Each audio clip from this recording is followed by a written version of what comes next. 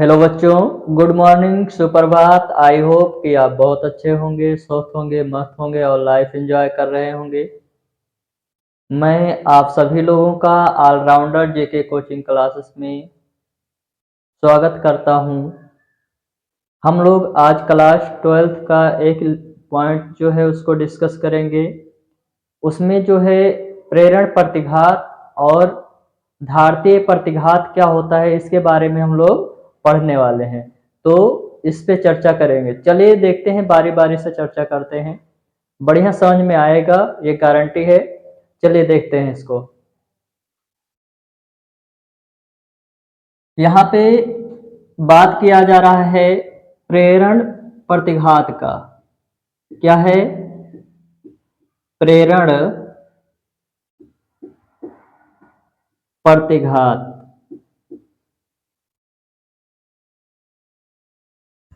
तो जो प्रेरण प्रतिघात होता है इसके बारे में हम लोग पढ़ेंगे।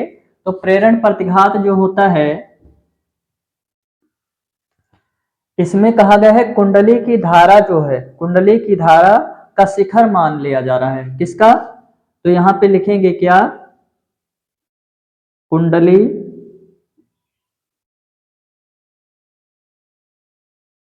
के धारा का शिखर मान। क्या होगा यहां पे? शिखर मान। अब जो इसका शिखर मान होता है, इसका जो शिखर मान होता है इसे क्या कहा जाता है? तो शिखर मान कहिए, चाहे इसे क्या कह सकते हैं? अधिकतम मान। अधिकतम मान भी कह सकते हैं। अधिकतम मान। तो कुंडली में जो धारा प्रवाहित हो रही है, धारा का शिखर मान या अधिकतम मान जो होता है, इसके बारे में हम लोग चर्चा करने वाले हैं। तो अभी देखेंगे कि प्रेरण प्रतिघात किसे कहते हैं। ये चीज हमें समझना है, ये पॉइंट बना के रखिएगा। यहाँ पे अगर देखा जाए तो जो शिखर मान या अधिकतम मान होता है धारा का, वो क्या होता है? I0 होता है। क्या होता है? I0। और I0 बराबर में क्या हो जाएगा? B0 और बटे में क्या हो जाएगा? Omega L। ये धारा का अधिकतम मान है या इसे कहते हैं शिखर मान। तो धारा का अधिकतम मान या शिखर मान जो होता है I0 बराबर B0 बटे में ओमेगा L हो गया। ठीक, यहां से अगर देखा जाए तो ओम के नियम से, किसके नियम से? ओम के नियम से।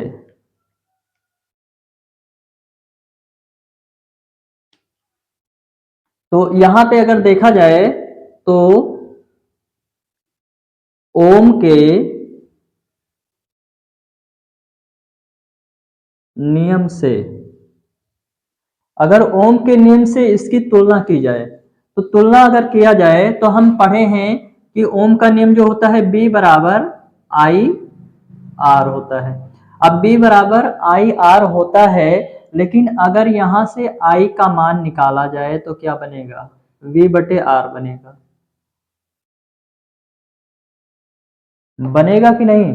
ये रहेगा। ठीक, यहां से अगर देखा जाए तो धारा I यहां पे है और I के बराबर यहां पे क्या है? I0 है। प्रतिरोध क्या है? R है और R के बराबर ओमेगा L है। यहां वोल्टेज है V, तो यहां V0 है। ठीक, तो अगर ओम के नियम से हम लोग इसकी तुलना कर लिए, ठीक, क्या करें? अगर ओम के नियम से इसकी तुलना करें, कंपेयर करें, तो कंपेयर करने से हमें मिला क्या? I बराबर, देखो जो I0 है वो I के बराबर है। प्रतिरोध R जो है वो किसके बराबर है? ओमेगा L के बराबर। वोल्टेज जो है वो किसके बराबर है? तो यहाँ पे V0 के बराबर है। तो ये पॉइंट बन जा रहा है। तो ओम के नियम से हम लोग तुलना जब करें तो हमको क्या मिला कि ओमेगा L क्या है? तो क्या लिख सकते हैं, ओमेगा एल। क्या है यहाँ पे, ओमेगा एल। अब ओमेगा एल क्या है, परिपथ का प्रतिरोध। ओमेगा एल परिपथ का प्रतिरोध है, परिपथ का प्रतिरोध है। ठीक, क्यों है, क्योंकि आर के जगह पे ओमेगा एल है, लेकिन परपथ का प्रतिरोध है, लेकिन इसमें प्रतिरोध कहां से उत्पन्न होता है, तो इसमें प्रेरकत्व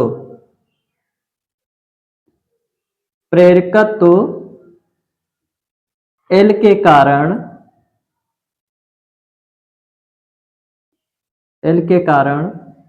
इसमें प्रतिरोध उत्पन्न हो जाता है। ठीक, तो इसमें प्रेरकत्व एल के कारण प्रतिरोध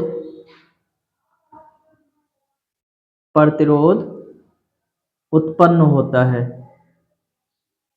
ठीक, उत्पन्न होता है।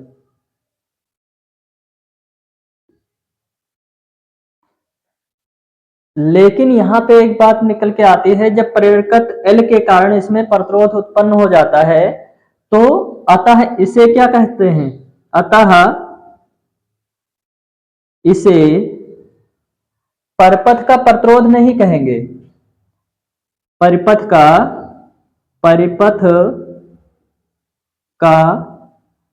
प्रतिरोध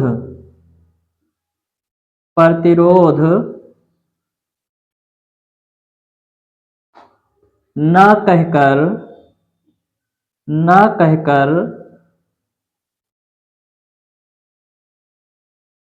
इसे क्या कहा जाता है,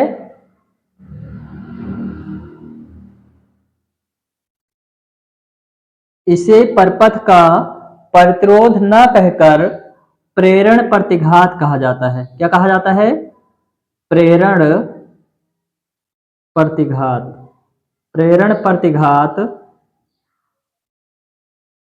कहते हैं।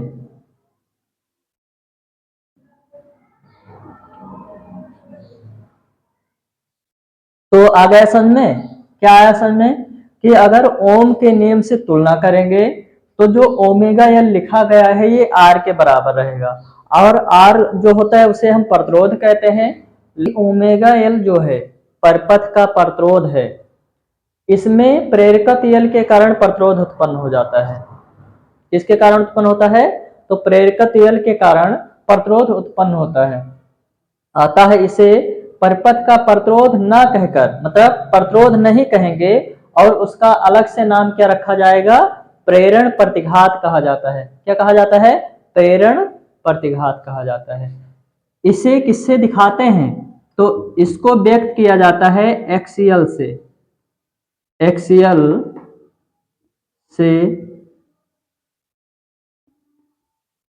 व्यक्त किया जाता है।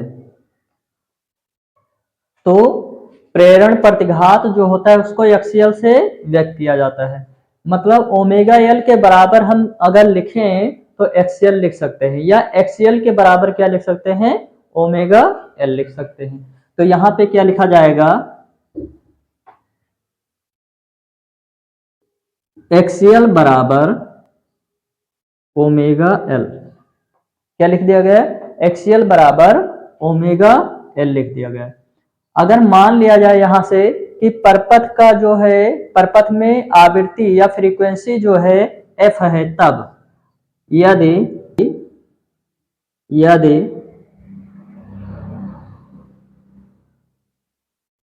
प्रत्यावर्ती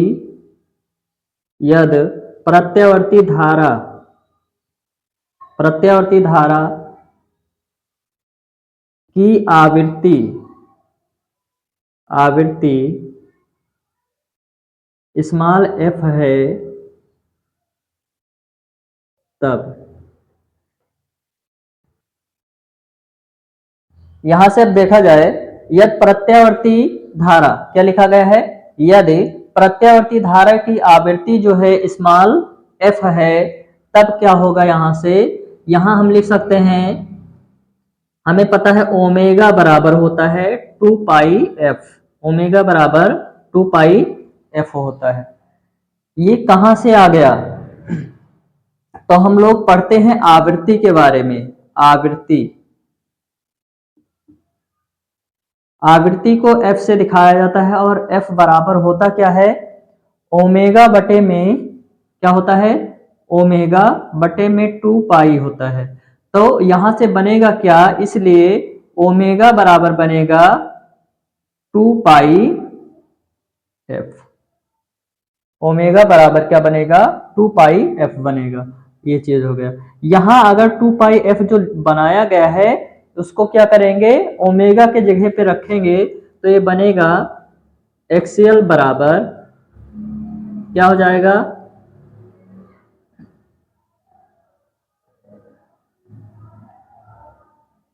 एक्सएल बराबर क्या हो जाएगा यहाँ पे, तो 2 पाई एफ एल। तो यहाँ पे अगर देखा जाए तो एक्सएल बराबर 2 पाई एफ एल बन जाएगा। क्या बनेगा, एक्सएल बराबर 2 पाई एफ एल। 2 पाई एफ जो है ये ओमेगा के बराबर है, इसलिए ओमेगा के जगह पे क्या रखा गया, 2 पाई एफ एल रख दिया गया। तो ये चीजें बन गई, ये पॉइंट बनेगा यहाँ पे। अब इसमें एक पॉइंट ये आता है कि जैसे इसके लिए ग्राफ बनाया जाता है, जब क्या बनाते हैं, एक ग्राफ बनाते हैं, तो ग्राफ बनाया जाता है, जैसे मान लीजिए 0 है, यहां से अगर ये बढ़ा, फ्रीक्वेंसी अगर ये बढ़ रहा है, तो एक्सियल पे क्या प्रभाव पड़ेगा, समझ रहे हैं ना, कि अगर एफ का मान बढ़ाया जाए, धीरे धीरे बढ़ाते हैं, तो अगर एफ का मान धीरे धीरे बढ़ाया जाएगा, तो धीरे धीरे अगर बढ़ाएंगे तो एक्सियल पे क्या प्रभाव पड़ेगा, प्रेरण प्रतिघात पे क्या प्रभाव पड़ेगा इसका। तो यहाँ पे क्या है, ये कांस्टेंटली बढ़ता है, जैसे इसका फ्रीक्वेंसी बढ़ेगा वैसे ही एक्सियल भी बढ़ेगा, प्रेरण प्रतिघात भी बढ़ेगा। इसका मतलब ये है कि फ्रीक्वेंसी पे डिपेंड करता है। अगर फ्रीक्वेंसी को शून्य कर दिया जाए तो प्रेरण प्रतिघात शून्य हो जाएगा, ठीक। अगर फ्रीक्वेंसी को बढ़ा दिया जाए तो प्रेरण प्रतिघात बढ़ जाएगा। इसको अगर कम किया जाएगा फ्रीक्वेंसी को, तो क्या हो जाएगा, प्रेरण प्रतिघात भी कम हो जाएगा। तो ये डिपेंड करता है फ्रीक्वेंसी पे, जो है प्रेरण प्रतिघात। ये पॉइंट समझ में आ गया होगा आप लोगों को। तो अब इसके आगे जो हमें चर्चा करना है वो क्या है, धात्रीय प्रतिघात के बारे में पढ़ेंगे। इससे पहले इसको एक बार रिवाइज कर लेते हैं फिर से।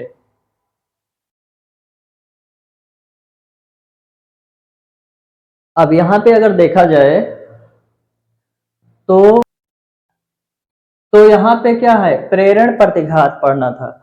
प्रेरण प्रतिघात में लिखा गया कि कुंडली की धारा का शिखर मान जो है या अधिकतम मान जो होता है वो I0 से दिखाया जाता है। अधिकतम वोल्टेज जो है वो V0 से दिखाया जाएगा। तो अधिकतम वोल्टेज जो है वो V0 से दिखाया जाएगा। और यहाँ पे क्या होगा, तो I0 बराबर क्या हो जाएगा, V0 बटे में ओमेगा L हो जाएगा। यहां से अगर हम लोग क्या करते हैं,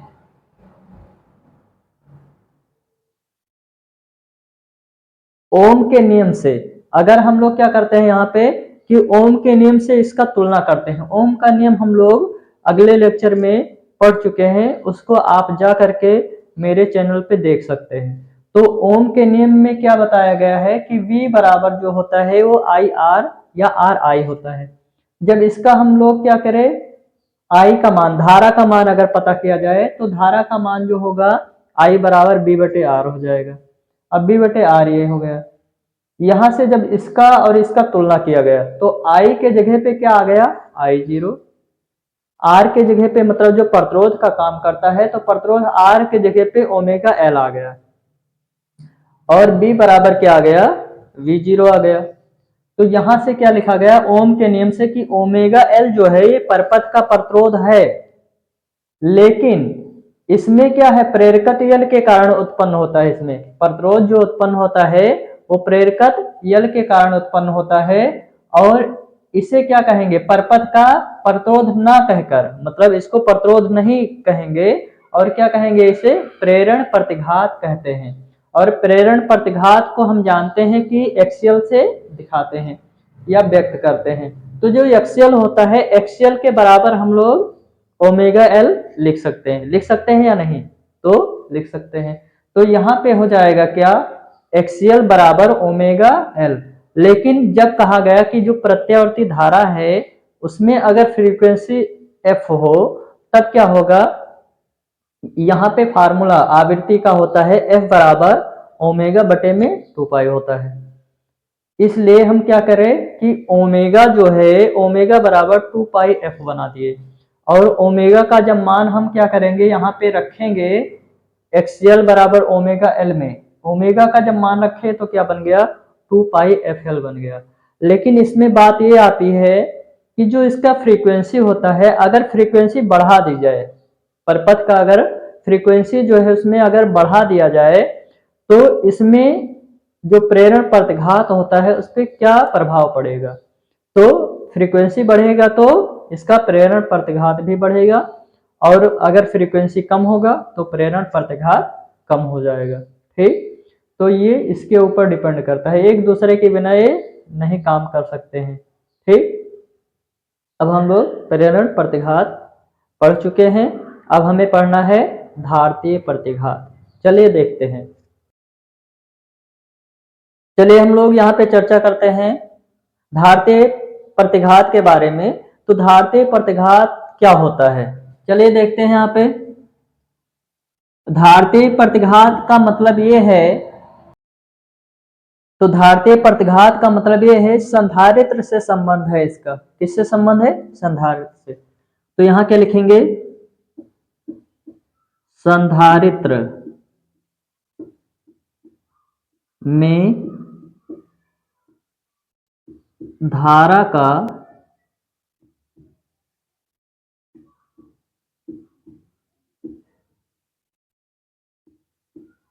शिखर मान, संधारित्र में धारा का शिखर मान जो है वो क्या होता है, I0 बराबर V0 बटे में 1 अपान ओमेगा सी होता है, ये होता है। तो यहाँ पे जो शिखर मान है धारा का, फार्मूला ये हो गया। यहाँ पे अगर हम ओम के नियम से इसमें भी तुलना करें तो ओम के नियम से क्या बनता है, I बराबर V बटे R बनता है। और इससे जब हम लोग तुलना करेंगे, कंपेयर करेंगे, तो बनेगा क्या,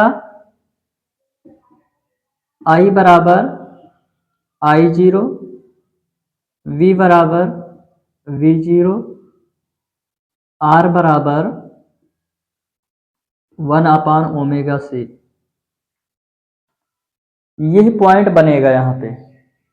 और इस पॉइंट को क्या करेंगे, जब हम रखेंगे यहाँ पे, मतलब इसका क्या है, I0 बराबर B0 बटे में 1 अपान ओमेगा सी जो है, जब तुलना किया गया तो ये चीज बन गया।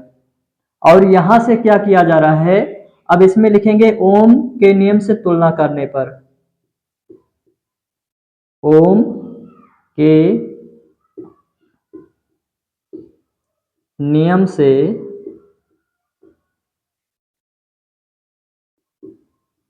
तुलना करने पर, जब यहाँ तुलना किया गया तो हम लोग देखते हैं I0 बराबर I है, V0 बराबर V है, और 1 अपान ओमेगा सी बराबर R है। तो यहाँ क्या लिखेंगे,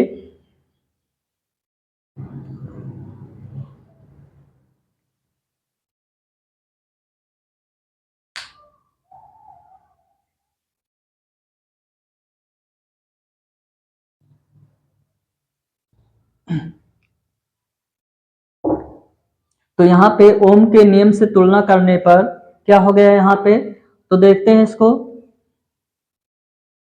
यहाँ पे अगर देखा जाए तो 1 अपान ओमेगा सी, 1/ओमेगा c जो है ये क्या है, यहाँ पे क्या है, प्रतिरोध है। तो 1/ओमेगा c परिपथ का प्रतिरोध है।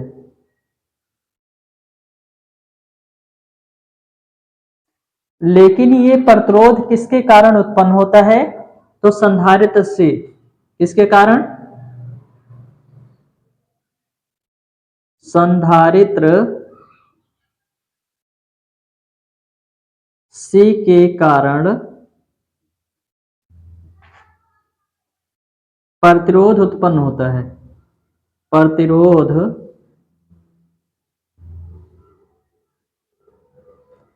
उत्पन्न होता है।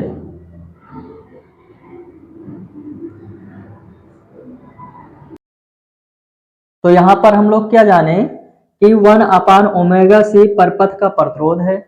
यह प्रतिरोध किसके कारण उत्पन्न होता है, संधारित्र C के कारण उत्पन्न होता है।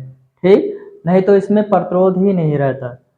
और यह प्रतिरोध संधारित्र C के कारण उत्पन्न होता है, इसलिए इसे प्रतिरोध न कहकर, अतः इसे प्रतिरोध न कहकर, प्रतिरोध न कहकर क्या कहते हैं, इसे धारतीय प्रतिघात कहते हैं। धारतीय प्रतिघात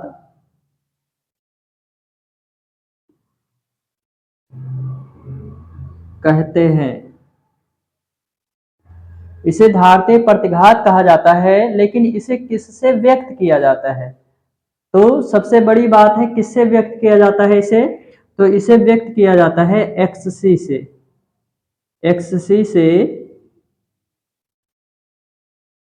व्यक्त किया जाता है।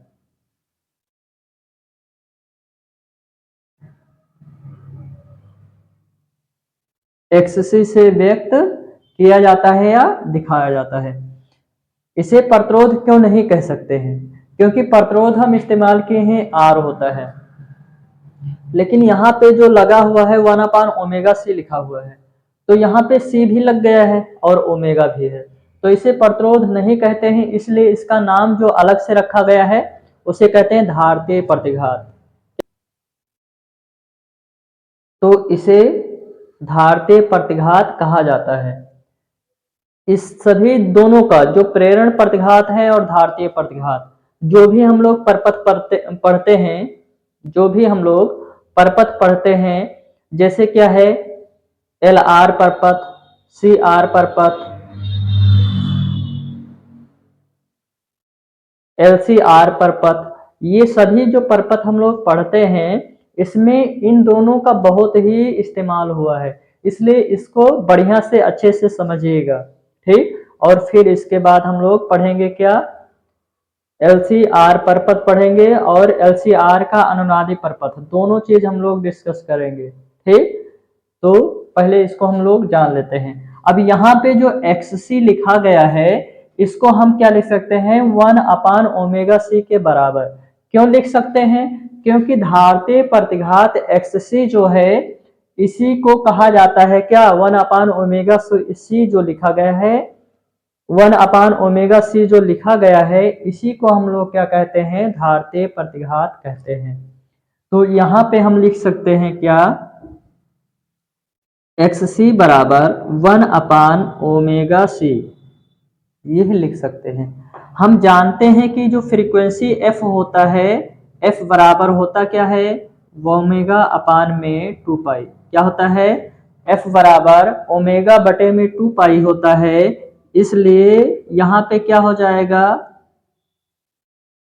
क्या होगा यहाँ पे, तो ओमेगा बराबर में 2 पाई f हो जाएगा। इसको उठा के यहाँ पे जब रखेंगे ओमेगा के जगह पे, तो यहाँ से जो फार्मूला बनने वाला है वो बनेगा क्या, XC बराबर 1/2 पाई FC बन जाएगा। यहां से कांस्टेंट अगर माना जाए तो XC जो है ये व्युत्क्रमानुपाती 1/f के हो जाएगा, फ्रीक्वेंसी f के व्युत्क्रमानुपाती हो जाएगा। इसके साथ जो भी मान रखा गया है 2 पाई f और c ये कांस्टेंट में जुड़ जाएंगे। इसका मतलब हुआ कि अगर इसके जगह पे बराबर लगाएंगे तो 2 पाई c जो है ये कांस्टेंट मिलेगा हमें। अब इसमें मेन चीज आता है, इसका ग्राफ बना लेते हैं पहले, ग्राफ से थोड़ा समझते हैं। ये मान लीजिए ग्राफ है इसका, इसमें अगर देखा जाए तो इसकी फ्रीक्वेंसी है, जो फ्रीक्वेंसी को अगर हम बढ़ाएंगे तो धारते प्रतिघात पे क्या प्रभाव पड़ने वाला है। तो यहाँ पे अगर देखा जाए तो देखिए यहाँ पे जब इसकी फ्रीक्वेंसी को बढ़ा रहे हैं हम लोग तो इसका जो धारतीय प्रतिघात है वो क्या होता है, घटता है, कम होता है। धारतीय प्रतिघात घटेगा और फ्रीक्वेंसी जब बढ़ाएंगे तब। लेकिन प्रेरण प्रतिघात में क्या था, प्रेरण प्रतिघात में आप पढ़ के आए हैं कि अगर फ्रीक्वेंसी बढ़ाते हैं तो एक्सियल बढ़ता है, अगर फ्रीक्वेंसी डाउन करते हैं तो एक्सियल डाउन होता है, और अगर फ्रीक्वेंसी को जीरो दिखाते हैं तो एक्सियल भी जीरो हो जाता है। इसमें ऐसा नहीं है, अगर फ्रीक्वेंसी को हम लोग क्या करेंगे, अगर बढ़ाएंगे तो जो XC है धारते प्रतिघात वो डाउन हो जाएगा, ठीक, और फ्रीक्वेंसी अगर कम करेंगे तो ये बढ़ेगा। आ रहा है समझ में। तो यहाँ इसका जो ग्राफ बनेगा वो इस टाइप का बनेगा, ठीक है। तो ये पॉइंट समझ में आया होगा।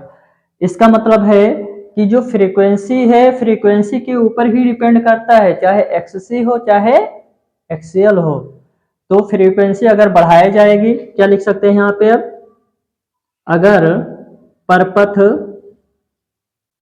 परिपथ की आवृत्ति f को बढ़ाने पर धारतीय प्रतिघात, क्या लिखेंगे,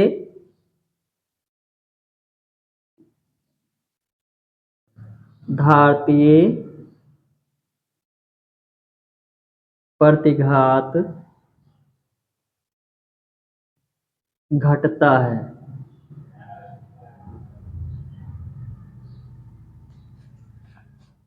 तो ये पॉइंट आ गया होगा समझ में। यहां पर ये प्रतिरोध तो है 1/ωc, लेकिन यहाँ पे ये प्रतिरोध इस्तेमाल नहीं होगा, यहाँ इसके लिए अलग से नाम आ गया, वो आ गया क्या, धारतीय प्रतिघात, ठीक। मतलब ये क्या करा, इससे धोखा कर दिया और धोखा किया तो इसका नाम चेंज हो गया, ठीक। तो इसी तरह होता है, लाइफ में भी होता है ऐसे। तो ये चीजें हो गई, बढ़िया से अच्छे से पढ़ लीजिएगा। और इसके बाद हम लोग जो पढ़ेंगे वो क्या पढ़ेंगे, LCR परपथ पढ़ेंगे। क्या पढ़ेंगे, LCR परपथ, और LCR का अनुनादी परपथ पढ़ने वाले हैं। तो आप सभी लोगों को देखने के लिए धन्यवाद।